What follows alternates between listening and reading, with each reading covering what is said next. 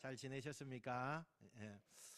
어제는 또 비가 와서 우리에게 아마 축축한 또 하나님의 섭리의 역사들이 일어나는 것 같습니다. 나무들마다 너무나 아주 너무 좋은 것 같아요. 푸르름이 넘치고 또 우리의 마음에도 하나님의 성령의 담비가 넘쳐서 오늘도 하나님의 말씀을 통한 은혜가 넘쳐나시길 축원합니다. 요즘에 또 여러 가지 꽃가루니 또 황사니 많이 우리에게 피해를 주는 것이 있습니다. 항상 유의하시고 또 하나님이 주시는 기쁨으로 샘솟는 은혜로 사시는 여러분 되시길 축원합니다. 오늘 우리가 출애굽기의 마지막 장을 우리가 보길 원합니다. 장장 11개월 동안에 우리가 출애굽기의 말씀을 가지고 은혜를 나누었는데요. 참 출애굽기의 말씀을 나누면서 여러 가지가 많이 생각되어지는 그런 말씀이기도 했습니다. 드디어 이제 이스라엘 백성들이 정말 열심히 노력해서 하나님의 성막을 지어라. 그래서 버살렐과 올리압이 그 모든 책임을 지고 성막을 짓기 시작했다고 했습니다.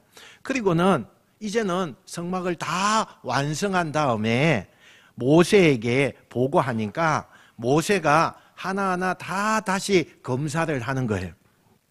모세가 제일 먼저 하나님께로부터 네가 성막을 지어라. 성막의 모든 기구는 이렇게 하고 또 재료는 어떻게 하고 또 어떤 높이에 어떤 길이에 이런 것을 상세하게 다 말씀해 주었기 때문에 이 모세에게 그 모든 말을 책임지어서 말한 다음에 버살렐과 올리압이라고 하는 그 사람에게 이제 지시를 해서 여러 기술자들이 힘써서 성막을 다 짓게 되었다는 거예요. 모세가 여러 가지 성막을 지은 것을 보면서 다 확인해 보니까 고칠 게 하나도 없는 거예요. 그래서 모세가 수고한 이들을 축복하고 공사가 완공되었다고 하나님 앞에 보고를 하게 됩니다. 그러면서 하나님께서 그 이야기를 들으시고 말씀하시는 게 오늘 본문의 시작인 것입니다. 하나님께서 뭐라고 말씀을 하시느냐? 1절, 2절 우리 한번 같이 읽어보겠습니다. 1절, 2절입니다. 시작. 여호와께서 모세에게 말씀하여 이르시되 너는 첫째 달 초하루에 성막 곧 해막을 세우고 아멘. 하나님께서 봉헌 날짜를 딱 보여주시면서 이 날짜에 너희가 봉헌해라. 그 날짜가 언제라고요? 1월 1일입니다. 1월 1일이에요. 왜 하나님께서 모세에게 성막을 1월 1일 날 봉헌하라 이렇게 말씀하셨던 걸까요?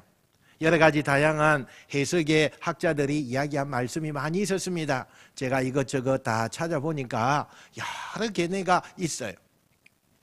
근데 제가 그냥 이 본문을 딱 보면서 그냥 우리가 송구영신 예배를 드릴 때 퍼포먼스 같은 마음을 가지는 그것 같지 않는가 이런 생각을 한번 해봤어요.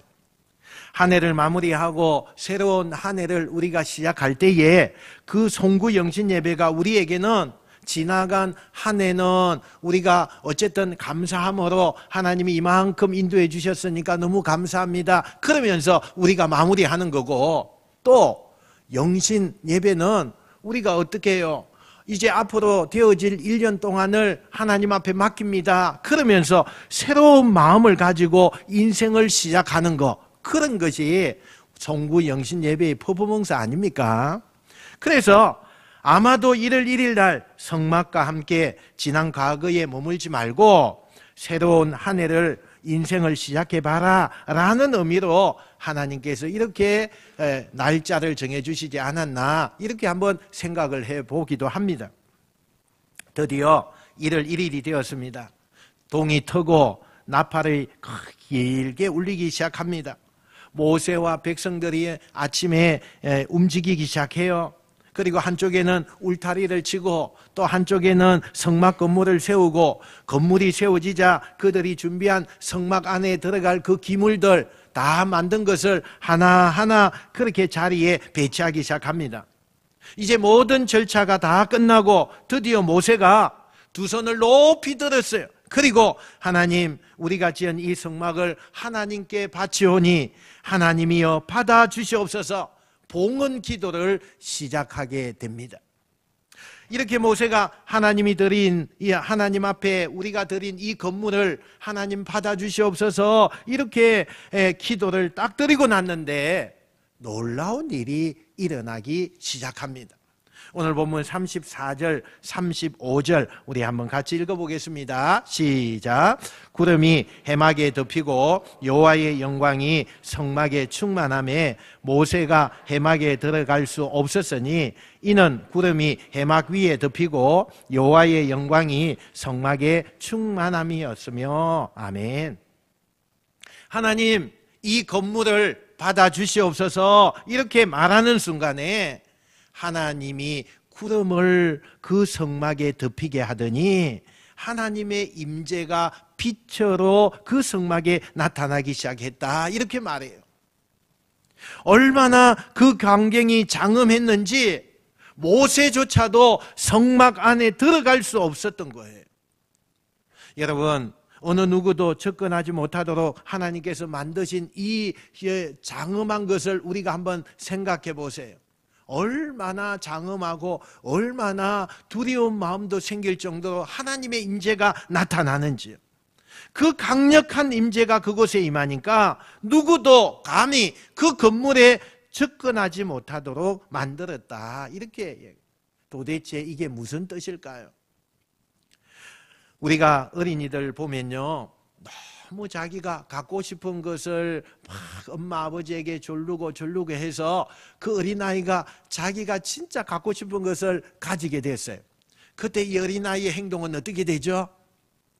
이 어린아이가 자기가 그렇게 바라던 것을 가지니까요, 우리 곧 어린이날이 오잖아요. 그러면 그렇게 갖고 싶은 거 평소에 생각해놨다가 가졌잖아요. 그러면 이 아이가요, 그 다음에 행동하는 게 뭘까요? 이 아이에게는요, 엄마, 아빠, 엄마, 이건 절대 만지지 마세요. 이건 내 거예요. 내 거니까 절대 손으로 대지 마세요. 그러면서 오직 자기만 그것을 가지고 놀고 그것을 가지길 원하는 어린아이의 마음이 있잖아요. 오늘 하나님께서 정말 그런 것 같아요. 백성들이 모세조차도 만지지 못하는 그게 어떤 의미가 있느냐? 너무너무 좋다는 거예요. 하나님이 이 성막을 보시고 너무너무 좋은 거예요. 이스라엘 백성들이 하나님을 위해서 지어준 이 성막이 너무너무 좋아서 누구도 이 성막에 손대지 마, 모세 너도 손대지 마 라고 할 만큼 하나님이 좋았다는 이야기예요. 도대체 하나님이 이 성막이 왜 그렇게 좋으셨던 걸까요? 이 성막이 그렇게 세상적으로 가치 있는 건물이고 또 자랑할 만한 건물이고 아름다운 건물이었을까요? 사실 세상의 어떤 다른 신전에 비하면 너무나 초라한 그런 건물이에요. 인간의 눈으로 보면 이 성막은요, 형편없는 건물이에요. 왕들이 살고 권력자가 살고 이방 나라의 신들을 모신다고 하는 그 신전에 가보면 어리어리해요. 얼마나 큰지 몰라요. 들어가는 입구부터 너무 희양찬란해요. 사람들이 들어가면서부터 기가 죽어요. 여기에는 우리가 섬기는 신이다. 그래서요, 옷깃도 한번 가다듬고, 어떤 때는 어때요? 뭔가 입고 가야 할 옷도 정해져 있어요. 그렇게 해야만 그 신전에 들어가는 거예요. 그러니까 얼마나 세상적인 그 신전에 비하면 지금 조그마한 텐트에 그것도 위에다가 가축의 가죽을 벗겨서 그렇게 씌우고 한 너무나 초라한 거예요. 그런데 하나님께서요, 오늘 너무너무 기뻐하시는 거예요. 너무너무 좋아하시는 거예요. 이 보잘것없는 건물인데 하나님께서 왜 그 건물을 이토록 좋아하시는 걸까? 그 이유를 오늘 성경에 소개하고 있어요. 오늘 19절 하반절에 있는 말씀을 우리 한번 봅시다. 19절 하반절에 있습니다. 우리 같이 읽겠습니다. 시작. 여호와께서 모세에게 명령하신 대로 되니라. 아멘.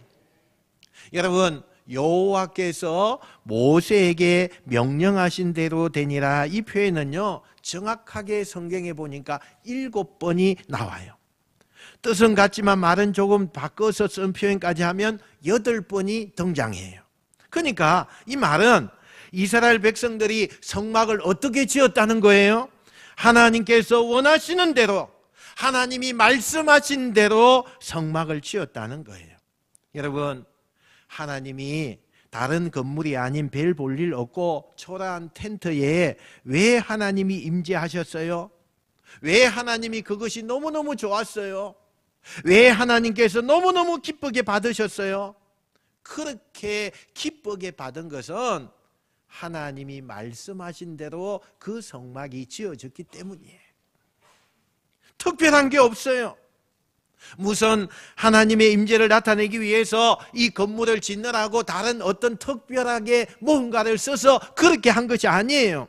인간의 어떤 노력을 해서 이것은 이만큼 우리가 애써서 해야 된다라고 해서 한 것도 없어요. 그들이 한 게 있다면 단 하나, 하나님이 임하시도록 하나님의 말씀 그대로 그 성막을 지었다는 거예요. 우리가 뭔가 세상에 살면서 더 특별해야 된다, 우리가 하나님의 성전에 나오면서 더 특별한 사람이 되어서 나와야 된다, 뭔가 거창한 일을 해야만 하나님이 기뻐하실 것이다, 천만의 말씀이야. 아니에요. 우리가 어떤 일을 하든지 간에 아무리 우리가 어려운 순간이 있어도 하나님의 말씀대로 살면 특별한 일이 하나도 없다 할지라도 그게 하나님께 가장 큰 영광이 된다는 것을 믿으시는 여러분 되시길 축원합니다. 그런데 저는 이 본문을 보면서 묵상하면서 그들이 하나님의 말씀대로 성막을 지었더니 가장 하나님이 기뻐하는 건물을 지었다. 그렇게 하면 되지. 그게 여러분, 우리가 말처럼요, 그게 쉽지가 않습니다. 왜냐하면 하나님께서 율법을 주실 때, 이 성막을 만들 때 모든 기물을 만들고 제사장들이 입을 옷을 이렇게 만들고 또 이건 이렇게 해라, 이것을 만들 때는 어떤 재료를 쓰고 또 이것은 몇 센치 길이가 이만큼 되고 그냥 아주 세세하게 시시콜콜하게 하나님이 다 말씀해 주셨거든요.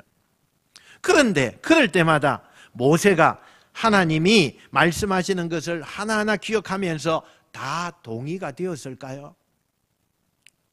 저는 아니었을 거라고 생각해요. 하나님께서 모세는 이 이집트에서요 여러 가지 것을 다 봤어요. 이집트에 가면 신전이라는 것이 저런 것이 신전이구나, 이것을 많이 봤어요. 얼마나 거대하고 얼마나 휘황찬란하고 얼마나 그곳에는 진짜 우리가 사는 것과는 상상이 되지 않는 그런 건물들과 큰 건물들, 이런 것이 신전이었거든요. 그걸 모세가 다 경험한 사람이에요. 세상 사람들이 신전을 드러낼 때에 그 신전의 위압감, 이런 것들을 경이로움을 느끼게 하려면 적어도 신전의 입구는 이렇게 만들어야 되고 신전의 조명은 이래야 되고 신전의 가장 아름다운 공간은 이래야 되고, 그 나름대로 모세가 보고 있던 것이 있었기 때문에 그걸 염두해서 만들 수도 있었을 거예요. 그리고 모세가 살면서 자기가 생각할 때는 이건 이렇게 해야 돼, 이것은 이렇게 배치하는 것이 더 좋을 것 같아, 뭐 이런 것이 기준이 있었지 않을까요? 다시 말하면 모세 나름대로 내 생각이 있었을 거고 자기의 취향도 있었을 거고 자기의 의견도 있었다는 거예요. 촛대를 세울 때에 그 촛대의 자리가 이곳이 아니라 저곳에다가 두면 더 좋을 것 같은데, 뭐 이런, 하나님이 왜 여기에다가 세우라고 했을까, 이런 상황이 모세에게 있었다는 거죠. 모세만 그런 게 있었을까요? 아니에요. 버살렐과 오홀리압, 이 사람들은요 건축 전문가 아닙니까? 여러분, 건축을 하다 보면 현장에서 생기는 다양한 일들이 얼마나 많아요. 그런데 모세도 버살렐도 오홀리압도요 이 성막을 짓는데 자기의 의견을 하나도 드리지 않아요. 나는 이렇게 하고 싶어요, 나는 이게 더 좋은 것 같아요, 또 재료도 이것을 쓰면 더 좋아 보일 것 같아요. 그렇지만 철저하게 그들은 하나님의 말씀대로 했다는 거예요. 할렐루야. 너무 중요해요. 이게 내 생각과 내 어떤 사상이 있어요. 그걸 하나도 첨가하지 않았다는 거예요. 철저하게 하나님이 원하시는 대로 그 건물을 지었어요. 그랬더니 자신들의 생각은 배제하고 하나님의 의견, 하나님의 말씀대로만 했더니 하나님이 가장 기뻐하시고 하나님의 임재하시고 하나님이 거하시는 공간이 되었다는 거예요. 많은 분들이요, 지금도 자신의 가정이라는 집, 인생이라고 하는 집, 때로는 여러분의 삶의 생업의 터전인 사업장과 일터라고 하는 집에 하나님이 거하시기를 너무나 원해요. 특별히 코로나가 오고 난 이후에는 더더욱 하나님 이곳에 임재하여 주옵소서, 이곳이 하나님의 성전이 되고 이곳이 정말 하나님 부흥되는 곳이 되기를 원합니다. 우리의 일터 가운데, 우리의 직장 가운데, 우리의 가정 가운데 너무나 원해요. 하나님이 함께하기를 얼마나 원하고 있는지 몰라요. 그런데 저는 오늘 이 설교를 준비하면서 이런 질문이 생겼어요. 우리는 하나님의 임재를 간절히 기다리고 기도하고 간구하는데 과연 하나님이 오실 만한 집을 내가 준비했는가? 하나님이 거하시고 하나님이 기뻐하실 만한 집을 준비해 놓고 하나님 이 집에 머물러 주세요, 이렇게 우리가 간구하고 있는가? 하나님이 오실 만한 집이 아닌 내가 거하고 싶은 내 인생의 집을 짓고 나 편하기 위해서, 나 행복하기 위해서 가정의 집을 지어놓고 하나님 보고 이곳에 오라고 하고 있는 내 모습은 아닌가? 인생의 집이든 그게 사업의 집이든 자녀의 집이든 내 가정의 집이든 내 취향이나 내 생각이나 내 방법, 내 소원대로 집을 지어놓고 그렇게 마음대로 해놓고 하나님 보고 오라고 하는 그 모습은 내 모습이 아닌가? 그 집은 나 살기 좋은 집이지 하나님이 편히 계실 수 있는 집이 아닌데도 불구하고 하나님이 불편한 내 인생의 집에 거하기를 기도하고 있는 건 아닐까? 여러분, 우리가 하나님을 나의 인생의 집에 모시겠다고 하면 하나님이 편히 거할 수 있는 집을 만들어야 돼요. 내가 좋고 우리 가정에 내가 편하고 그거 아니에요. 어떻게 하면 되죠? 내 생각, 내 취향, 내 방법을 철저하게 내려놓는 거예요. 이해가 되든 이해가 되지 않든 그분이 말씀하시면 그분이 말씀하신 대로, 그분이 원하시는 대로, 그분이 계획하신 대로, 그분이 그렇게 소원하신 대로 하나님의 뜻과 하나님의 말씀대로 따라가는 인생의 집을 짓다 보면 하나님이 나라고 하는 인생은 세상 앞에 초라한 인생일지라도 내 인생의 집에 거하시고 동행하시는 은혜를 우리 모두가 경험하게 될 줄로 믿습니다. 사람들이 부러워하는 집이 아니라 하나님이 거하시기에 편할 집을 지어 놓았을 때 하나님은 내 안에 거하시고 우리 가정 안에 거하시며 그 동행의 은혜를 허락하신다는 것을 여러분 믿으시길 축원합니다. 오늘 이 말씀을 들으면서 지금까지 내가 절대로 이것은 포기할 수 없어, 뭐 이런 것이 여러분 있었다면 오늘 이 말씀을 통해서 우리의 자신을 한번 말씀에 비추시길 원합니다. 명예, 재력, 일생의 이 꿈 하나, 그게 뭐든지 간에 그걸 다 내려놓으시고 일단 주님을 모시는 것이 너무나 중요하다는 거예요.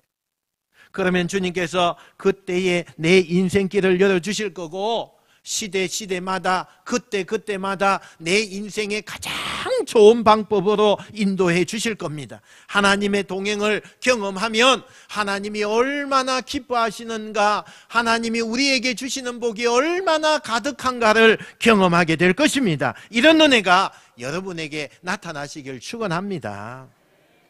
드디어 이스라엘 백성들은요, 정월 초 하루에 하나님의 집이 완성되고 봉헌을 드립니다. 그리고 모세는 대제사장 아론과 그의 네 아들에게 제사장의 옷을 입히고 그들을 제사장으로 세우죠. 그 제사장으로 세우는 예식은 레위기 8장에 가면 아주 자세하게 기록되어져 있습니다. 나중에 여러분이 레위기 8장을 꼭 읽어보시기 바랍니다. 이제 출애굽기가 대단의 막을 내립니다. 성막을 짓고 그 성막을 봉헌함으로써 이제 출애굽기는 끝이 나요. 그러면 이 책이 끝날 때 마무리에서는 우리가 보통 기대하는 것이 있잖아요. 뭔가 마무리가 되고 뭔가 끝이 난다. 그러면 우리에게 뭔가 있죠. 행복한 그런 모습을 우리가 기대하잖아요. 그러면 그들이 성막을 봉헌하고 하나님과 동행하며 남은 인생을 행복하게 살았더라. 이렇게 하면 얼마나 좋아요. 그죠? 우리의 기대잖아요. 우리가 이 책의 마무리 정말 은혜가 이렇게 끝날 거라고 기대했을 거예요. 그런데 오늘 성경에 보면 출애굽기는 우리의 예상과는 전혀 다른 모습이 나타나게 되어요. 어떻게 결론이 되어지느냐? 우리 36절, 38절 앞에 있는 우리 말씀을 그대로 한번 읽어보겠습니다. 시작. 구름이 성막 위에서 떠오를 때에는 이스라엘 자손이 앞으로 나아갔고 구름이 떠오르지 않을 때에는 나아가지 아니하였으며 낮에는 여호와의 구름이 성막 위에 있고 밤에는 불이 그 구름 가운데에 있음을 이스라엘 온 족속이 보았더라. 아멘. 잘 살았더라. 단 한마디도 없어요. 잘 살았더라. 너무 형통했더라. 한마디도 없어요. 대신에 출애굽기 마지막 줄에 구름 얘기만 가득해요. 여러분, 이 출애굽기는요 모세가 썼는데 모세가 이런저런 얘기를 출애굽기를 이렇게 하면서 끝을 맵니다. 특히 모세가 어떤 마무리를 자기가 할 수 있는 것이 있었을 거예요. 그런데 구름 이야기로 끝을 맺었어요. 왜 그랬을까요?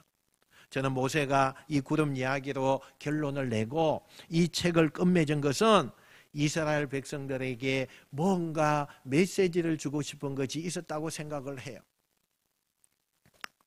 여러분, 이스라엘 백성들이요 그 당대 말고 그의 후손들에게 지금 이 출애굽기를 이렇게 접하고 있는 이 땅의 그리스도인들에게 모세는 전하고 싶은 말이 있는 거예요.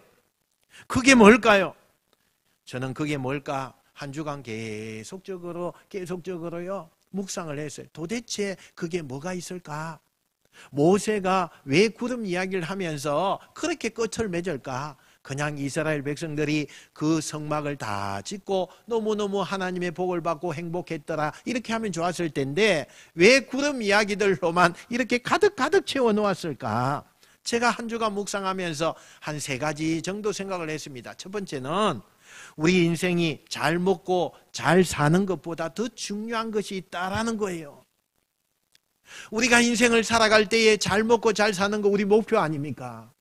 우리가 살아갈 때에 그거 위해서 지금 열심히 일하고 있지 않습니까? 그런데 오늘 그게 아니라는 거예요.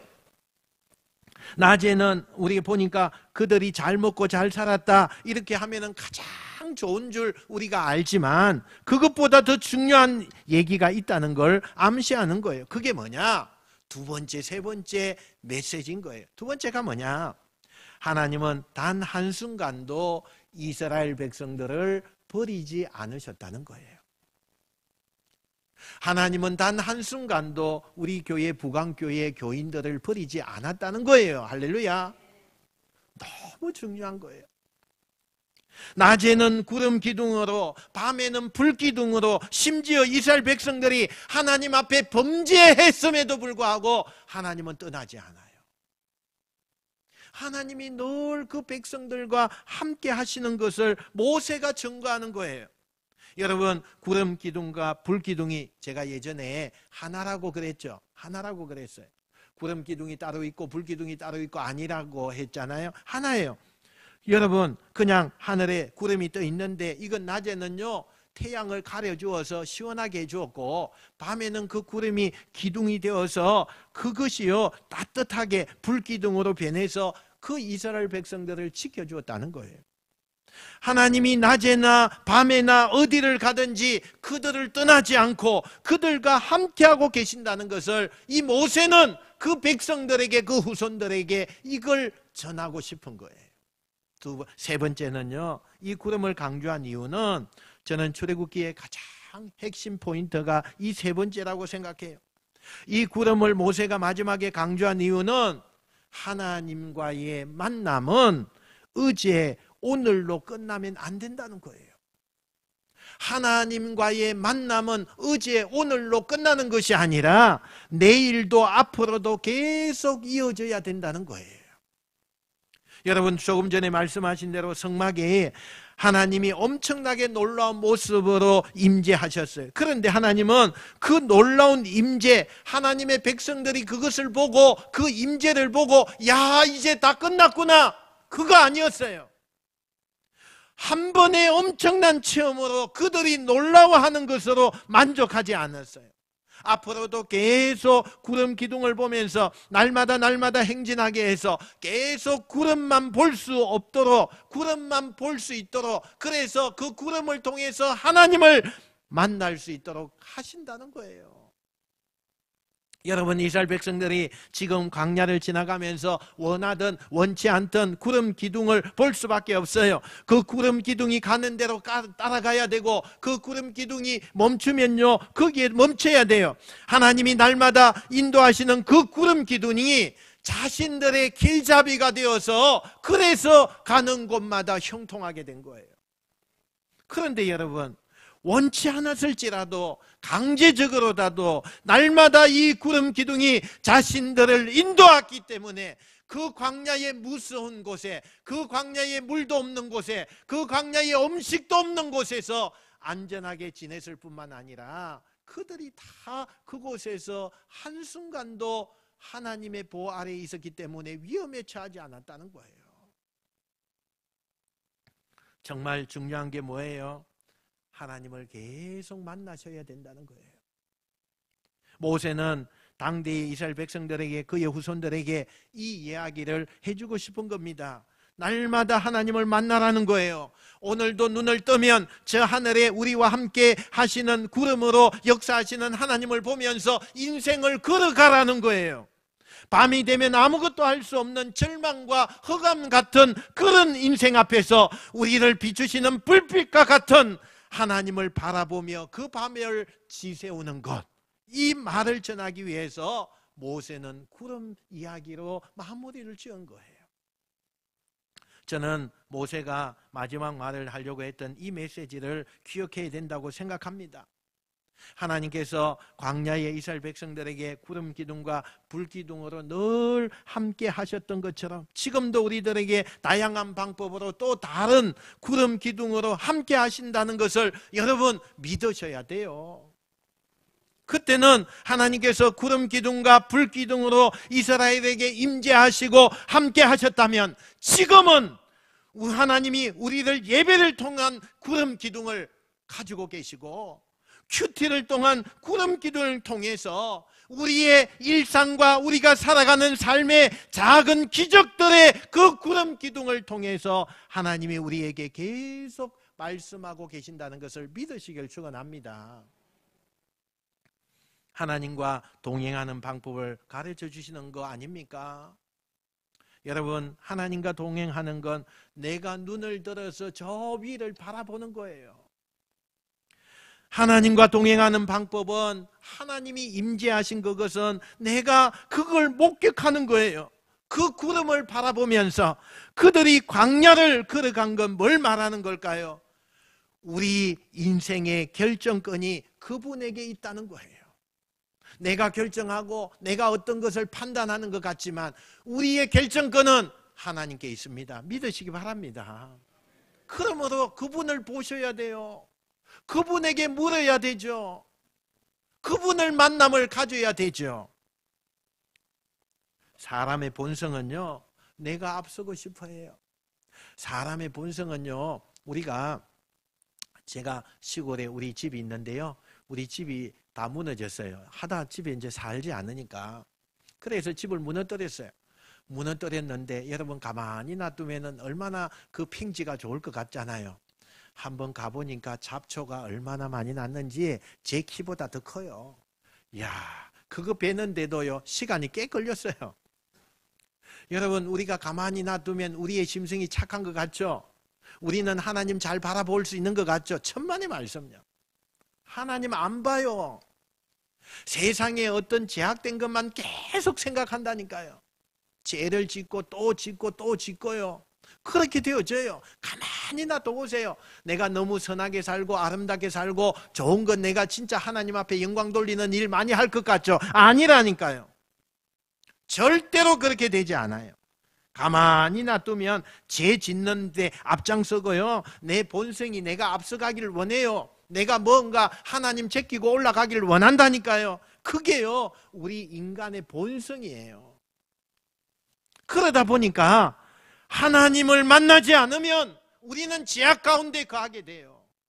그래서 매일마다 그 구름을 보면서 내가 앞설 수가 없다, 나는 하나님을 바라봐야 된다, 내 모든 결정권은 하나님 앞에 있다, 그렇게 고백해야 된다는 거예요. 그 구름이 인도하는 그대로 가야지, 그 불기둥이 머무는 데까지 멈춰야지요. 그러면 우리 인생은 절대로 내가 주도할 수가 없어요. 하나님이 동행하는 사람은 결코 자신의 인생을 자기가 주도하는 인생으로 바꾸지 않습니다. 하나님이 이끄시는 대로 그 발의 템포를 맞춰가면서 그럴 줄 아는 사람, 그 사람을 하나님이 지금도 찾고 계시는 거예요. 문제는 하나님이 그렇게 우리에게 다양한 이 세대에 또 다른 구름 기둥으로 우리에게 말씀하셔도 그걸 깨닫지 못한다는 데 있는 거예요. 그게 문제예요. 아무리 내가 하나님 앞에 있는다고 해도 하나님의 그 걸음에 하나님이 인도하시는 대로 가지 않으면 아무 소용이 없어요.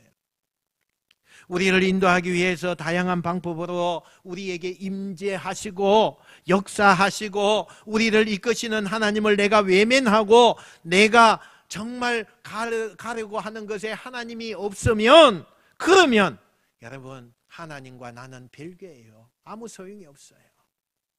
내가 어떤 사업을 합니까? 내가 어떤 직장에 다닙니까? 우리 가정의 자녀들을 여러분이 그렇게 가르치고 있습니까? 하나님과 연관시켜야죠. 내가 하면 안 되는 거예요.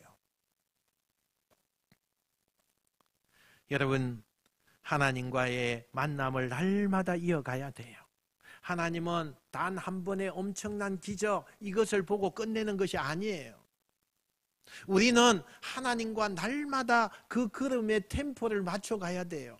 하나님이 멈추라 하면 멈추고 하나님이 가라 하면 가는 그런 인생이 되어야지 형통한 인생이 되고 하나님이 역사하는 인생이 된다는 사실이에요. 이전에 받은 체험에 너무 만족하지 마십시오. 또 과거에 경험한 엄청난 은혜에 여러분 만족하지 마세요. 오늘도 평범한 것 같지만, 아무것도 아닌 것 같지만 우리 일생을 통해서 다가오시는 그 주님을 맞이하는 그 경험이 중요해요. 과거에 내가 어떤 축복을 받았고 과거에 내가 이만큼의 그런 축복을 받았다고 자랑하지 마세요. 다 필요 없어요. 오늘 내가 어떤 상황에 있느냐, 내가 어떻게 하나님의 인도하심을 받으며 나아가고 있느냐, 이것이 중요한 것입니다. 그래서 우리는 오늘도 우리에게 임하시는 다양한 우리 시대의 구름을 바라봐야 돼요. 예배를 통해서, 기도를 통해서, 찬양과 큐티를 통해서, 일상의 생활을 통해서 하나님을 만나야 돼요. 그러면 우리가 거하는 광야와 바다 같은 그런 형편에 우리가 처해 있다 할지라도 그곳이 안전해요. 무슨 일을 만나도 형통할 수 있는 길은 하나님과 동행한다는 이 사실을 믿으시길 축원합니다. 저는 이제 오늘 출애굽기 말씀을 마치면서 여러분 눈에는 이 출애굽기 1장부터 40장까지의 이야기 속에서 무엇을 보았는지 모르겠어요. 저는 이 출애굽기 전체를 다시 되새기면서 한 가지 보라고 한다면 이게 보였어요.